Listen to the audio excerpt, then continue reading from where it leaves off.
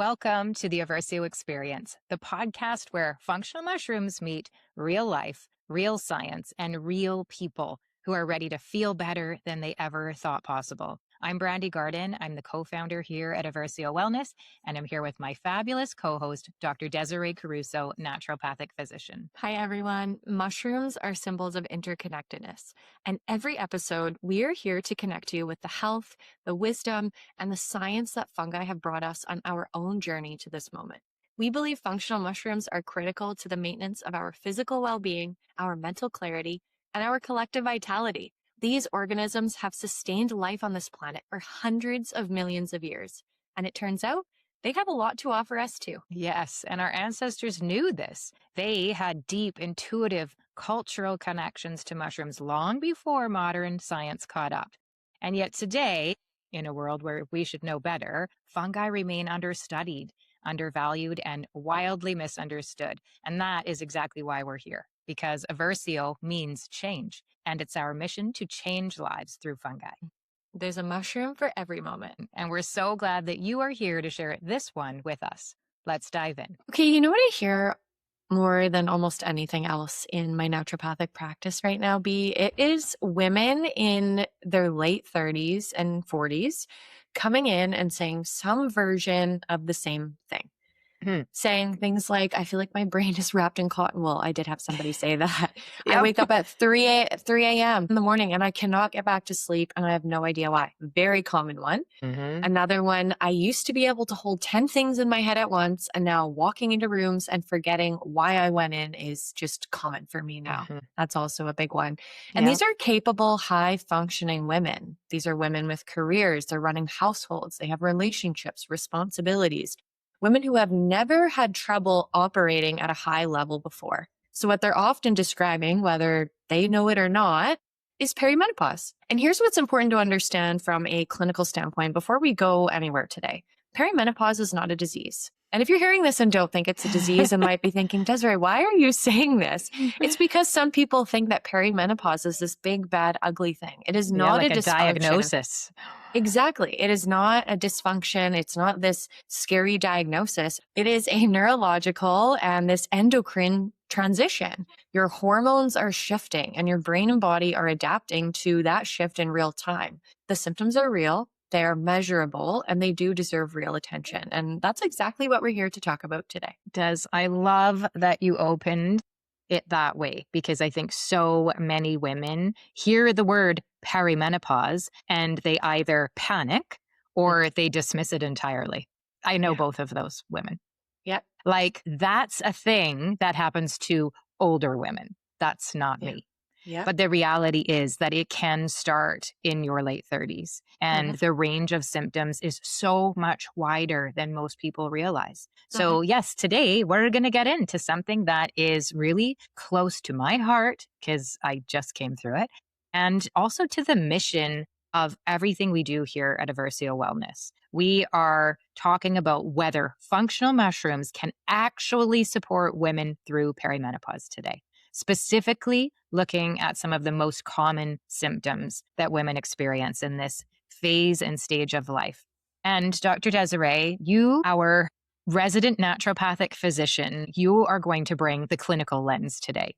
You do it with everything that we do on this show, but I could not be more grateful to dig into this one with you because it's so personal. Yeah, it is. There are a lot of our friends who are struggling through this, and I see this in the community and with patients. So I'm really glad that we're covering this, and I do want to set the stage properly so that people really understand exactly what's happening in the body during this phase, because that context makes everything else that we talk about make a lot more sense. And I think it's also important to know what's going on in your body, or maybe a friend's body, or a sister, or a mother, or a daughter, just knowing what's going on. So perimenopause is this transitional phase before menopause. Menopause itself can be thought of as like this moment in time or period in time, and menopause is defined as 12 consecutive months without menstruating. So no bleeding, no period. Once you have not had a period for 12 months, you are considered officially menopausal. So then it is actually a moment, because if you document on the calendar over time your cycle, you would know, like, I Yeah. bled this day and then I did not the next and the next and the Yeah. next and the next. And when 365 of those have gone by, that's the moment I'm in menopause. I love that Yeah. we can now like put an actual definition to it because some women don't know. I'm not Yeah. sure. Well, you can now be sure. If you Yeah. have bled in the last 365 days, you're perimenopausal. And if Mm-hmm. you have not, you're menopausal. And there's Yeah. the definition. Thank you for Yeah. that. Yeah, totally. I mean, we can even take it a step further and talk about premenopausal, right?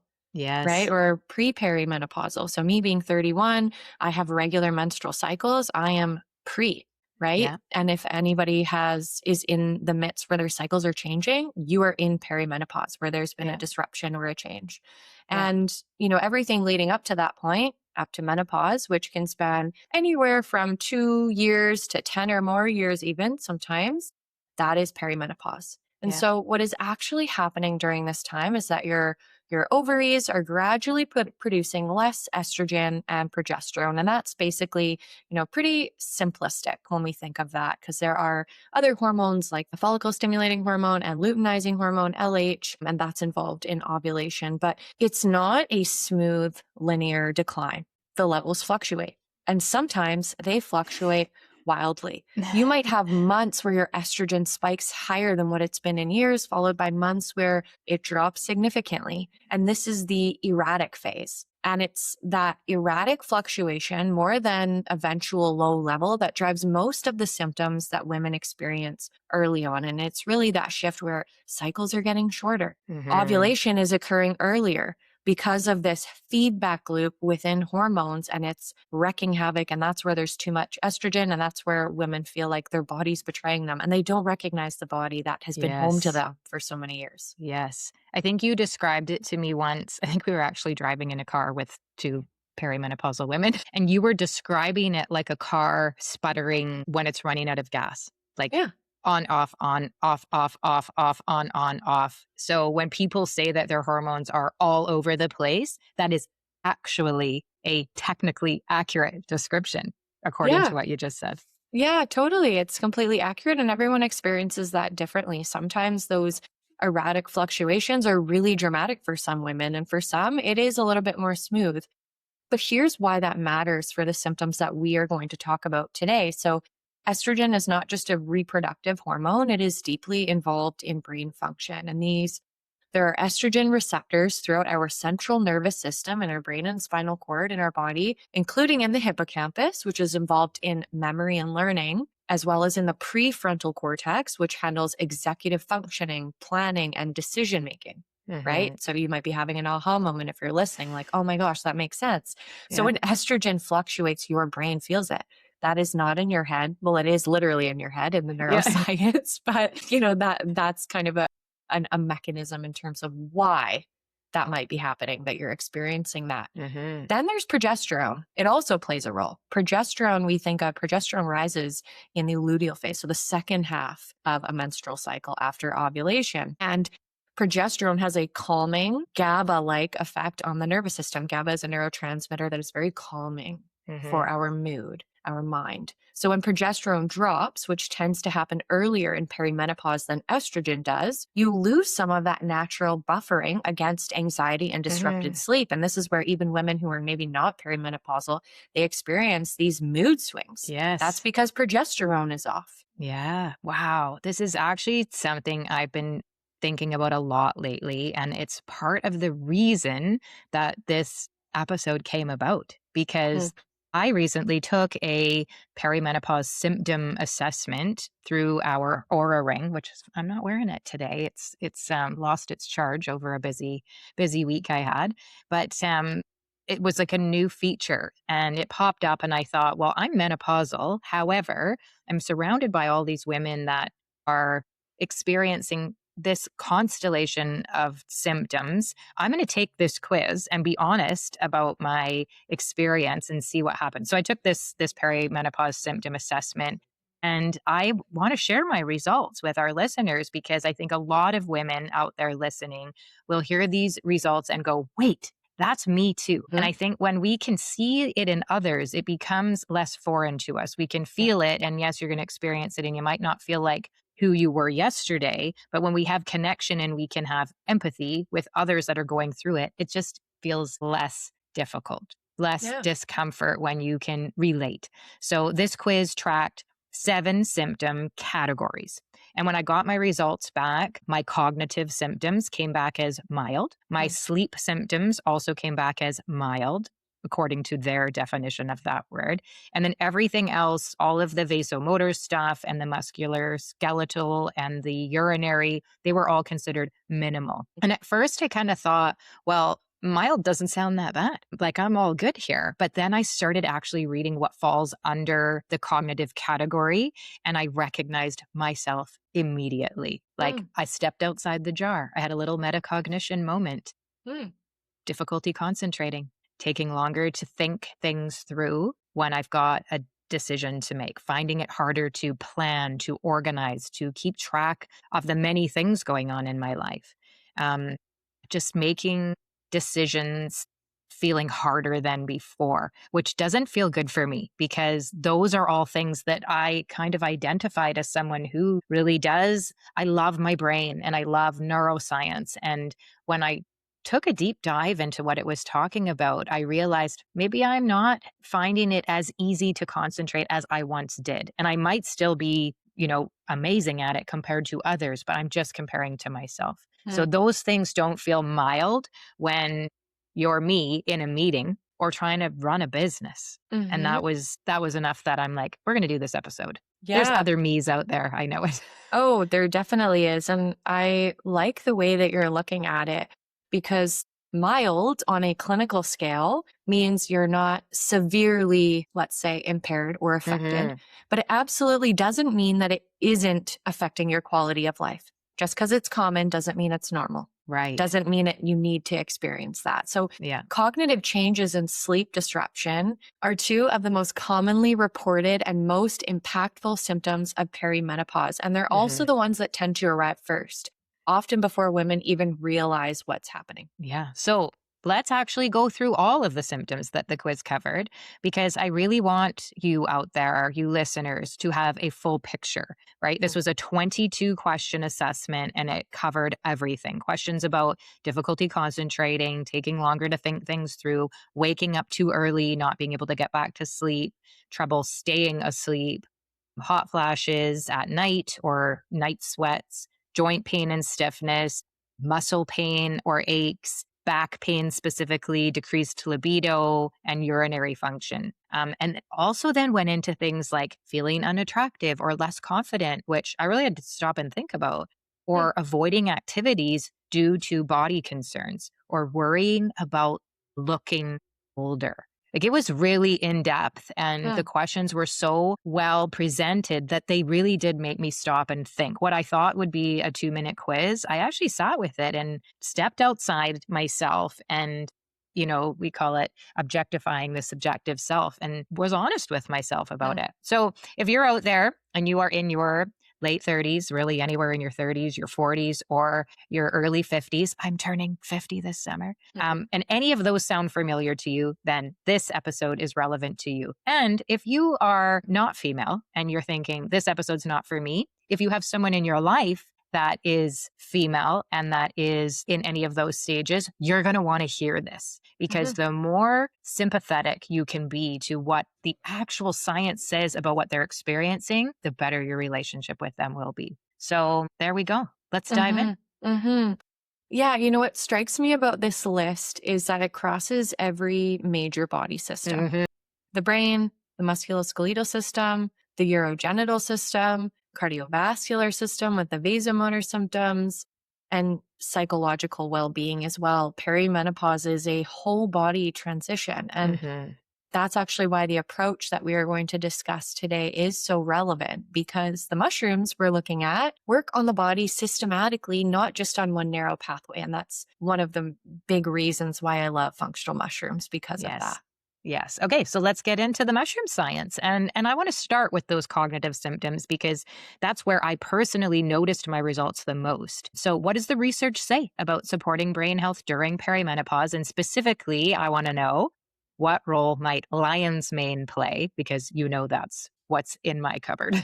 Definitely. So lion's mane is probably the most well-studied mushroom when it comes to brain function. And of course, it's for a good reason. So the magic of lion's mane comes down to two families of bioactive compounds that are found primarily in the fruiting body. So that's the actual mushroom part of the mushroom that you see in the grocery store. Those are hericenones, which come from the fruiting body, and erinacines, which are found primarily in the mycelium, but may also be present in some extracts if they are including the mycelium within as well. So what these compounds do is stimulate the production of something called nerve growth factor, or NGF. Nerve growth factor is a protein that is absolutely critical for the survival and maintenance of neurons. Neurons are what helps us fire and wire. We're quick thinking. It supports the health of existing brain cells, and it supports the growth of new neural connections. Now, here's why that matters specifically for perimenopause. Estrogen naturally supports nerve growth factor production. So as estrogen is declining or it fluctuates, nerve growth factor production can also decrease as well. So one mechanism by which perimenopausal women experience cognitive changes is actually the nerve growth factor pathway. Lion's mane appears to step in and support that same pathway through a completely different mechanism that doesn't require estrogen. So yes, please, Wow. hericenones crossing the blood-brain barrier from a dual extracted lion's mane. Hello. Hello. That is fascinating. So it's not replacing estrogen, but it's supporting the same underlying process that estrogen was helping with. Yeah, it's helping in that indirect way. Yeah. There's clinical evidence behind this too. It isn't just theory, which I love. So there was this 2024 review of current research, which found that these compounds, hericenones and erinacines, show promising benefits for strengthening cognition and supporting brain cell health. So there's also a small placebo-controlled study that was conducted specifically in menopausal women, which I love that they're doing it on a specific Yes. population, which is great. We need more research on women, that found that lion's mane improved focus, it reduced anxiety, and it helped with irritability after just 4 weeks of daily use. These participants consumed around 2 grams per day and reported better mental clarity and fewer mood disturbances compared to the placebo group. Yeah. What a And win. then I what a love that. win. Yeah. So, and then there is this landmark clinical trial involving 30 adults between 50 and 80 years old. They were all diagnosed with mild cognitive impairment, and they were randomized to receive either lion's mane extract or a placebo for 16 weeks. The researchers saw significant improvements in cognitive function scores at the 8-week, 12-week, and 16-week marks. The cognitive benefits increased as the supplementation continued. So it was just building. Yeah. So the longer you take it, the better the results. And this is why I take it every day. And I have for years. And I have zero intentions to stop until I'm done with this world. The longer you take it, the better the results. I think we really need people to hear that. If you're not experiencing anything after the first week, don't stop, because you are creating progress as you compound. And when you stop, you have to go back and start over again. So it's worth it to be consistent. Yeah, that is the pattern that we see consistently in the research on functional mushrooms for sure. There's also evidence suggesting that a minimum of 3 grams per day and a duration of at least 12 weeks is where you start to see the most significant cognitive benefits.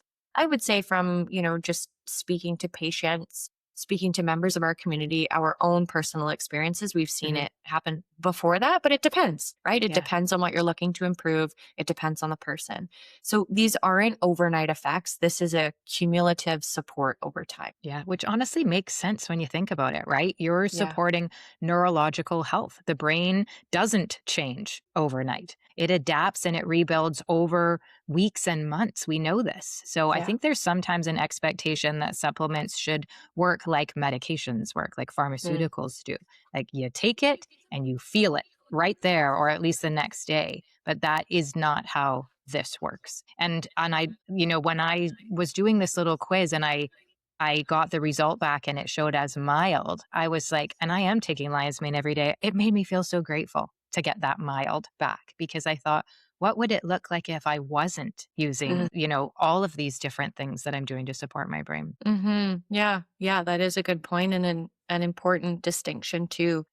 What lion's mane is doing is supporting the brain's own capacity for neuroplasticity and repair. That is a slower, more foundational kind of change. And Hmm. the research also shows that lion's mane has meaningful anti inflammatory and antioxidant effects in the brain, which matters because neuroinflammation, so inflammation in the brain, is Yeah. one of the contributing factors to the brain fog and cognitive slowing down that women notice in perimenopause. Yeah. I want to mention for our listeners that lion's mane is one of the 5 mushrooms in Eversio's 5 mushroom blend, which is the product that we're going to talk about at the end of today's episode. So stick around. If you are someone who recognizes yourself in this cognitive picture, then make sure you stay with us because we're going to get into how that blend really comes together. Mhm. Okay, so let's talk a bit about those sleep symptoms because this is really the second area where my assessment results showed up as mild. And I know from talking to so many women in our community that disrupted sleep is one of the things that hits the hardest. It's the thing that makes everything else feel harder for them. Yeah, sleep disruption in perimenopause is extremely common, and there are actually several different mechanisms behind it, which is why it can show up in so many different ways for so many different women. Some women have trouble falling asleep, some wake up in the middle of the night, some wake up too early and can't get back to sleep. Some experience all of the above. So, from a clinical standpoint, there are a few things driving this. One is the decline in progesterone. Progesterone has a natural calming effect on the nervous system through that GABA pathway mentioned earlier, GABA being the brain's primary inhibitory neurotransmitter. It is what quiets neural activity and allows you to drift off and stay asleep. So when progesterone drops, you do lose some of that natural GABA support, and sleep can become lighter and even more fragmented. Hmm. Then there's also estrogen fluctuations, which also interfere, but from a thermoregulation standpoint, which is why night sweats and hot Hmm. flashes at night are classical perimenopausal symptoms. So Yes. even if maybe you're not having dramatic hot flashes, these subtle shifts in body temperature during sleep can cause micro awakenings that you might not even remember. Yeah, you might not remember them, but my Oura Ring will show me. And I didn't even realize it was happening. But you all know I'm married to a lovely man who he will say, "You are like," what does he say to me? Like, somebody dipped me in fire or something. But I'm not, there's no sweating for me. I've never had a hot flash myself, and I'm not having night sweats. But I'm really, my body is hot and I don't remember waking up from it, but on my ring, it will show me how much kind of activity I had in the night. And when I started putting together what he's saying and what the ring is showing me, this is me. This is me getting hot. And I mean, like when you look at a menstrual cycle, it is more common for women to their temperature to be higher at post ovulation, right? That's Yeah. what the Aura Ring is measuring to track. Oh, Yeah. you have ovulated. Now you're in the luteal phase. So that is normal. But what is that temperature range? Is it you're Yes. hotter for longer, right? Is it earlier in the cycle? Is it more consistent, right? So yeah, Yeah. that's something that women really experience. Another one that plays a role in sleep disruption is cortisol. Because as the hormonal shifts occur in perimenopause, the HPA axis, which is the hypothalamic pituitary adrenal axis, you've probably heard me say that before, it's our Yeah. stress response system, it can become dysregulated. Cortisol levels can shift in ways that don't match the natural rhythm that we need for good sleep. So it is not one thing, women. It's these multiple intersecting things, and you're not crazy. You're really experiencing something physiological that's going on in your body. Yeah. And, there are multiple intersecting things. And like you said, you're not crazy.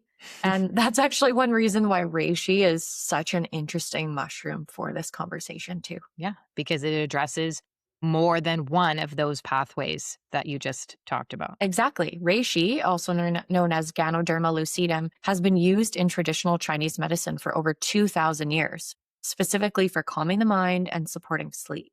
And modern research is now giving us the mechanism behind why that works. So there is this 2021 study that was published in Scientific Reports, and it tracked how reishi promotes sleep.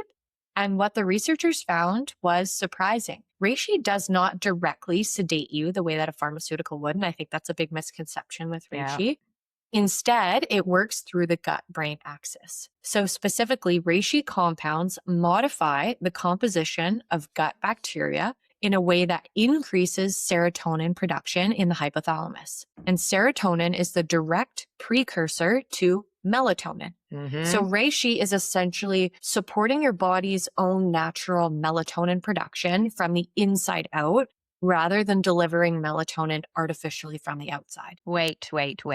So it's helping your gut make better use of the sleep pathways that your body already has. I love that. That is a really great way to put it. And there's also another pathway as well.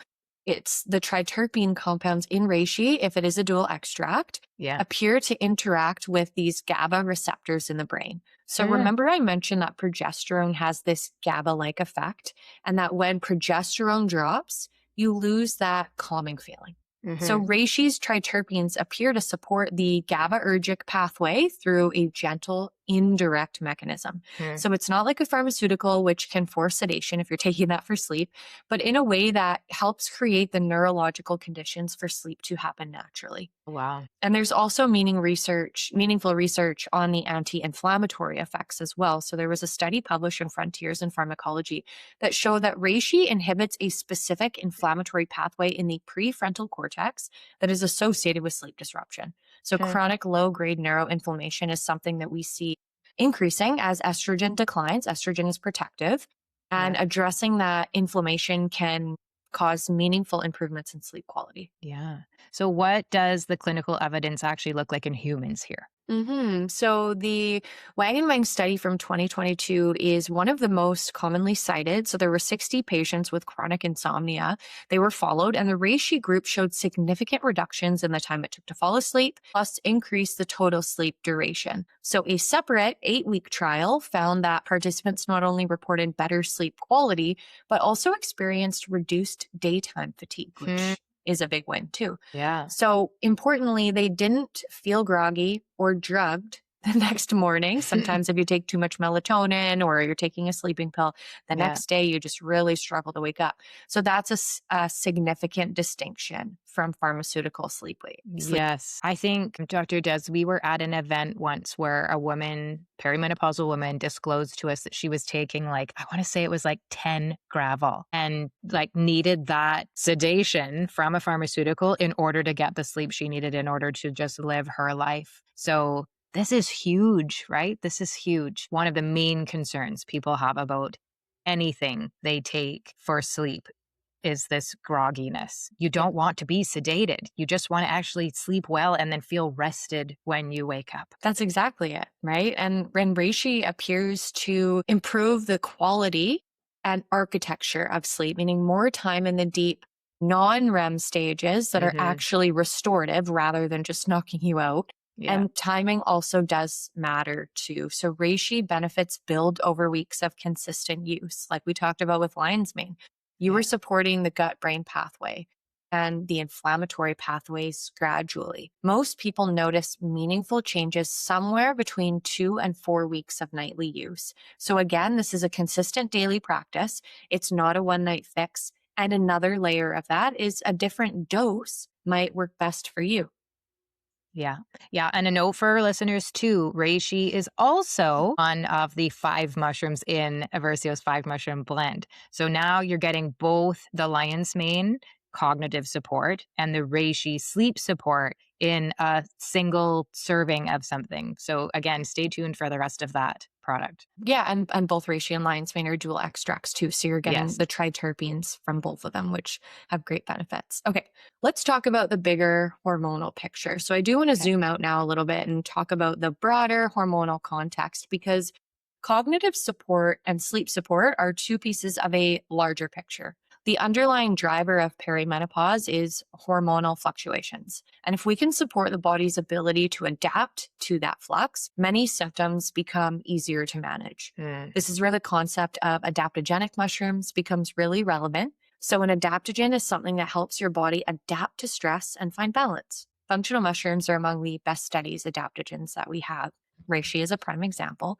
Beyond sleep, reishi has been studied for its ability to regulate the HPA axis, which is that stress response I mentioned. So during perimenopause, cortisol patterns can become dysregulated. Hey everyone, I just want to pause for a second here and talk to you about something because it's directly related to what we've been getting into today. So a few years ago, I started losing words mid-sentence. Not in a scary, diagnosable way, just that the word would be there and then it wouldn't. And I'd be in conversation and I'd feel the gap where my thinking used to be seamless. And I chalked it up to stress, to being busy, to getting older. I was wrong. What I was experiencing was a brain that wasn't being supported.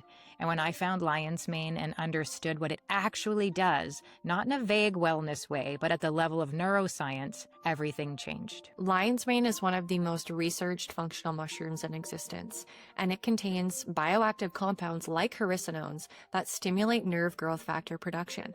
That is your brain actively building and repairing neural pathways.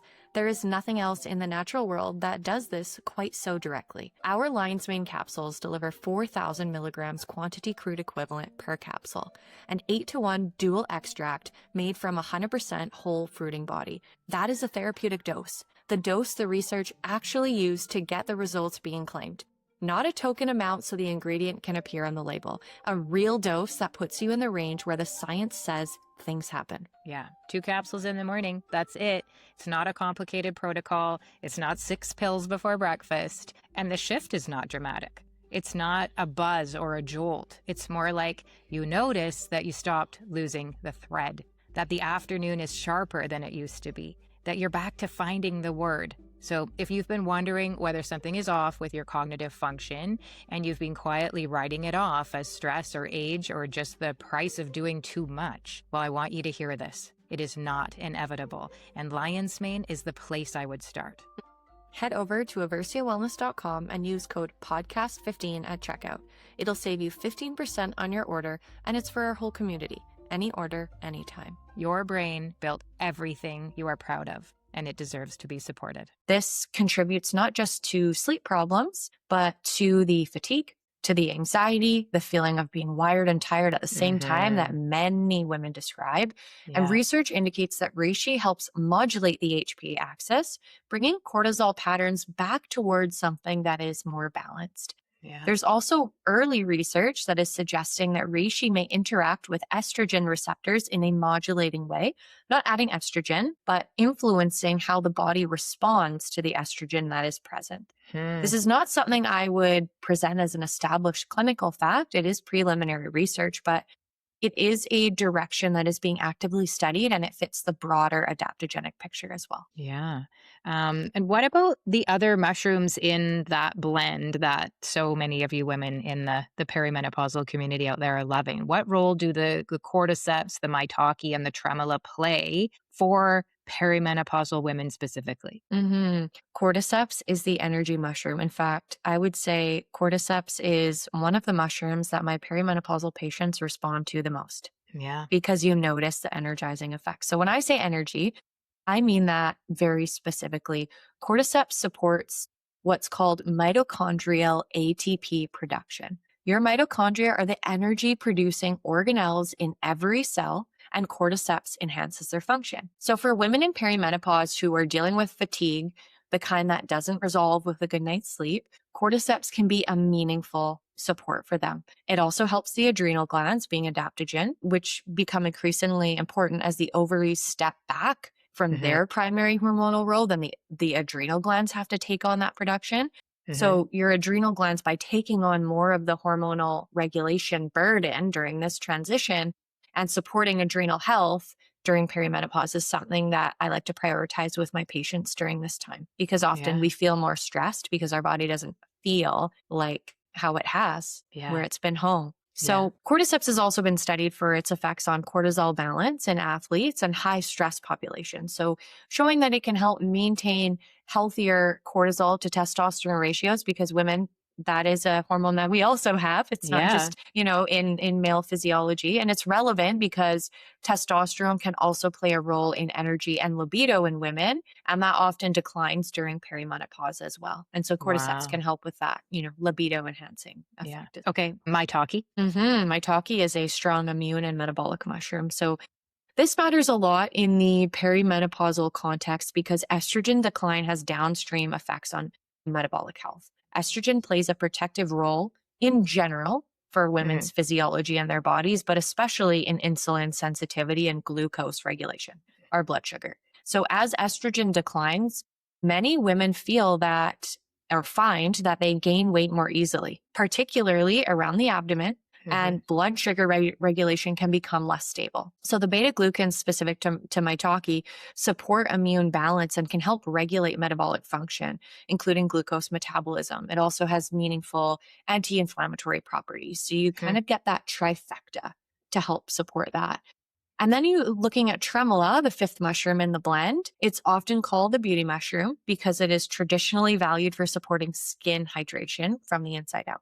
Mhm. Tremola's polysaccharides are able to hold extraordinary amounts of water, similar to hyaluronic acid. It is a jelly fungus, Yeah. and they support skin moisture from within. So as estrogen declines, skin hydration often declines with it, and tremella can help to address that from the inside. Yes, and I can speak to that. Oh, dry skin. Dry skin was my norm. And that is one thing that I thought if my skin is dry, my skin's always been dry. And I hear these perimenopausal, menopausal women talking about their skin being drier. I'm like, can it get drier? What am I going to do? And it's one of the reasons we brought tremella in to start working with it years ago. And some of you might remember we had it in capsules at one time and we don't anymore. That's a whole other story. But that is why we were sure to include it in this blend because we knew we were on to something when we put the cordyceps and the reishi together, which seemed so taboo in the mushroom world. Like, how do you put the calming mushroom and the energizing mushroom together? That gas break, is it going to work? And there's beautiful research on the yes, this is what your hormones are asking for at this time. And if we can give you some tremella for that dryness, that's really an overall dryness through this stage, let's put it in there. So, what we're really talking about is a blend that addresses perimenopause from multiple angles all at the same time. It's your brain, it's your sleep, it's your stress response, it's your energy, it's your metabolic health, it's your skin. So, 5 mushrooms, each doing something very specific, very thoughtful, each also working together because they're all affecting the same underlying inflammatory and adaptive pathways. And I've always said there is a mushroom intelligence that we actually can't measure, but we know they're better together. And I love these 5 together. The high five. The high five. Yeah, I think But you're not going to get high. no, no, no, no, no, no. Yeah, I think that's a fair description. And, from my clinical perspective, one of the reasons that I appreciate a well-formulated mushroom blend over a single mushroom supplement, at least for this life stage, for this population, is exactly that. Premenopause is not a single symptom situation. The body is navigating multiple simultaneous transitions. So a blend that supports multiple systems at once makes sense for this context. Yeah. Okay, let's talk specifically about Eversio's 5 mushroom blend because I really want you listeners to understand exactly what you're getting. So the blend contains 5 mushrooms: cordyceps, reishi, maitake, lion's mane, and tremella. All 5 are from the fruiting body only. Of course, it's all we're ever going to give you. It's something we feel very strongly about at Eversio because the fruiting body is where science shows us the highest concentrations of the bioactive compounds are. So there's a lot of mushroom supplement work going on out there in the market from people who are growing on grain substrates and mostly grain with very little actual mushroom compound woven within it in its mycelium that grows through the grain. But our extracts are pure fruiting body for a reason. No fillers, no mycelium, no grain, because we know that's what works, because that's what's in the research. The researchers are using it, we're using it. So each half teaspoon serving of this blend will deliver 9,750 milligrams quantity crude equivalent of mushroom extract. So it's not a powder. It's a powdered extract. And this is standardized to 35% beta D glucans. And that's a big deal. This is where another naturopathic physician who is on our team, Dr. Shannon, she works with Health Canada to get this standardization done that I don't think any other companies are doing it right now. The reason we are putting it on our label is because we have actually done the hard work to make sure that it's going to be delivered to you every single time that way. And we have the certificates of analysis, the lab work, the results to prove it, to stand behind it. So, and they're on our website.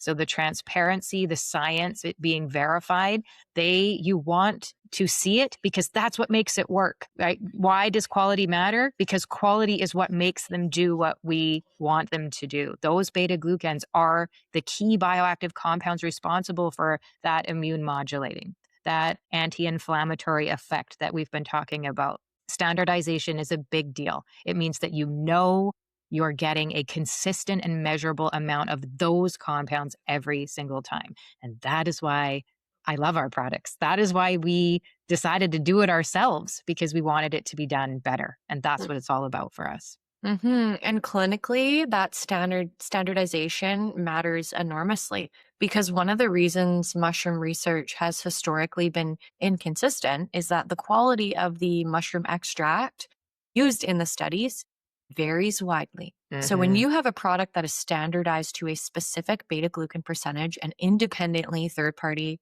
lab tested, you can have confidence that what's on the label matches what's in the product. That's the bar I hold any supplement to before I recommend it or before I take it myself. Yeah. And it's a powder. So this isn't, some people might not even consider it a supplement because it's not in a capsule in this case, in this blend. And I personally love that because it makes it easy to add to my daily routine. Right? Half a teaspoon in, for me, it's my matcha. For you, it might be your coffee. I'll put it into my green smoothie in the morning. I'll even put it in my oatmeal or yogurt or chia pudding, and it mixes in there and it just becomes part of what you're already doing, right? There's no extra routine to build. It's just part of a habit you already have. And one more thing too, I'll say from a naturopathic standpoint is that consistency is everything with adaptogens in general and functional mushrooms. The benefits that we have discussed today, the cognitive support from lion's mane, sleep support from reishi, cortisol modulation, the energy support from cordyceps, all of these are cumulative effects that build over weeks and months of daily use. The best way to make something consistent is to attach it to a habit that you already have. Right? It's habit stacking, like James Clear says in Atomic Habits. So that powder format makes that very practical. If you were somebody that doesn't mind putting it in a warm drink in the morning or putting in your vessel like a smoothie, it's easy. Make it practical and easy for you. Yeah. I put it in my water, which I didn't in the beginning because I like to make a smoothie and I'm drinking a matcha, so I was doing that. But I always have my mason jar of water. And in the morning, that would be water with lemon, and then became water with apple cider vinegar, and then became water with lemon and apple cider vinegar. And then I thought, I'm going to put my mushrooms in there one day because I actually want them on an empty stomach, because we've read some research that says that there can be benefits that way, benefits when you have them with vitamin C, which the lemon's giving me some vitamin C there. What will that taste like? And it actually, when I use my electric mushroom mixer and put a half teaspoon of the 5 mushroom blend in that first morning water, that's the first thing I have before I even get out of bed, it kind of tastes like iced tea to me.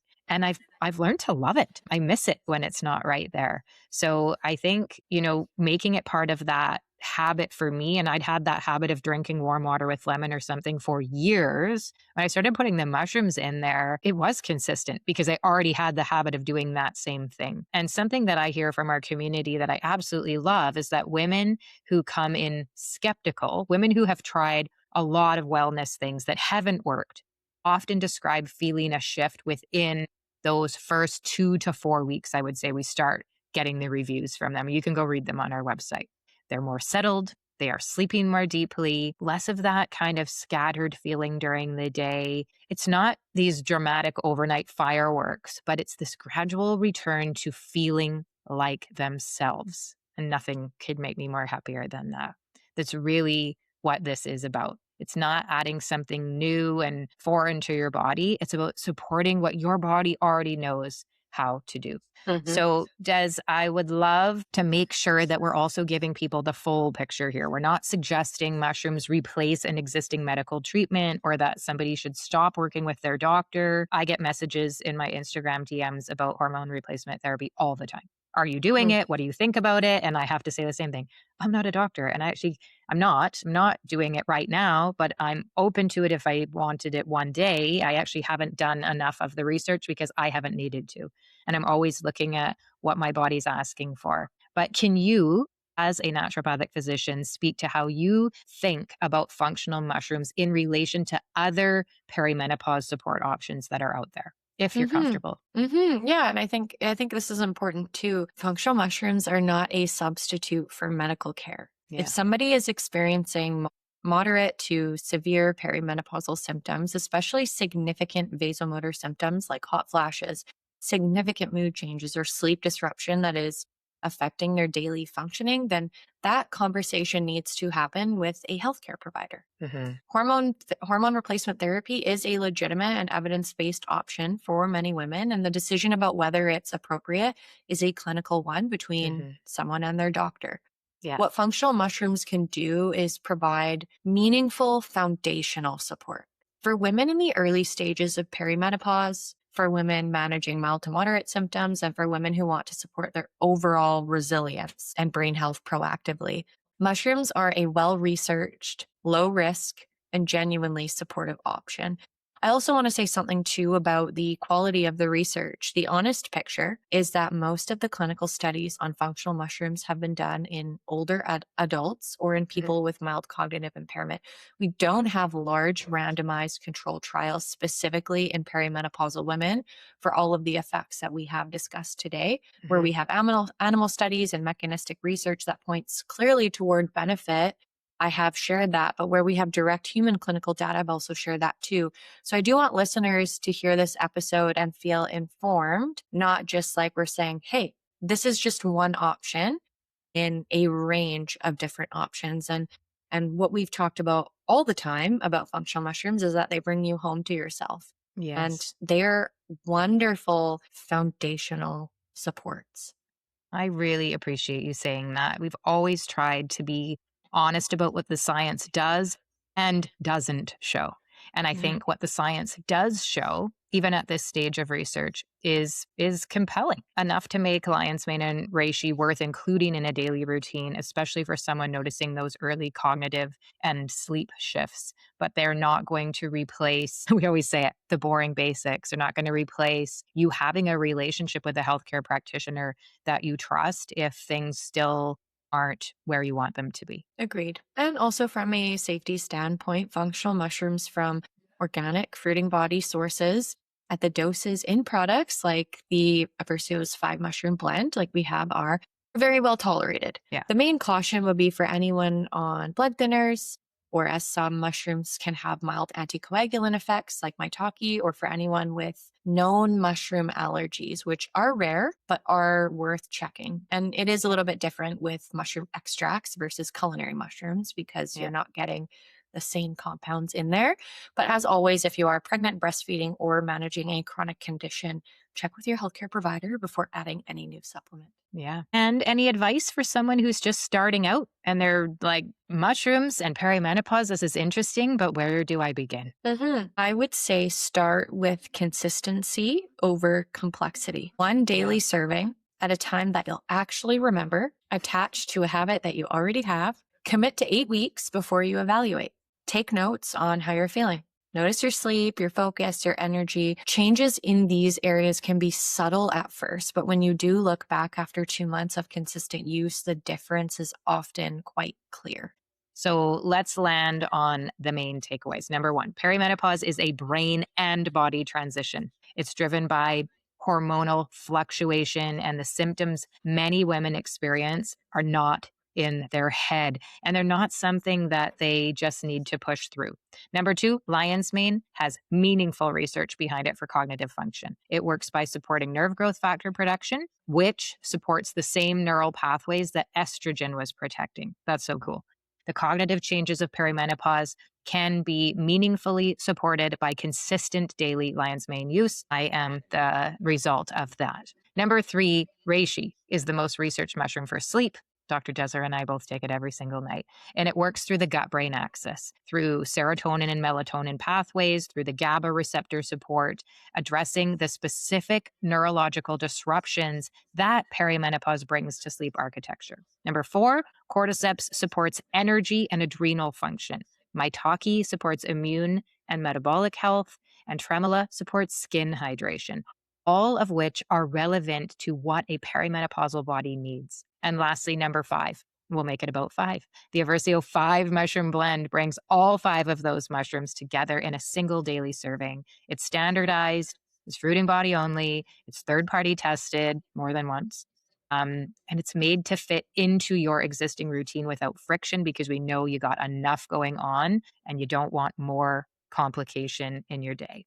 And remember, give it time. The Yeah. women I see who get the most out of functional mushrooms are the ones who treat it like a practice, not a one-time experiment. Consistent, patient, paying attention. Yeah. So if you want to try the 5 mushroom blend, you can go to eversiowellness.com, use our code podcast15 at checkout. You'll get 15% off your entire order. And if this episode resonated with you, as always, please share it with a woman in your life who needs to hear it, or their husband, or their partner, or their best friend. Because one of the things that helped me most when I started noticing these little changes was hearing another woman say, this is real. It is happening to you. I've been there, and there are things that we can do about it.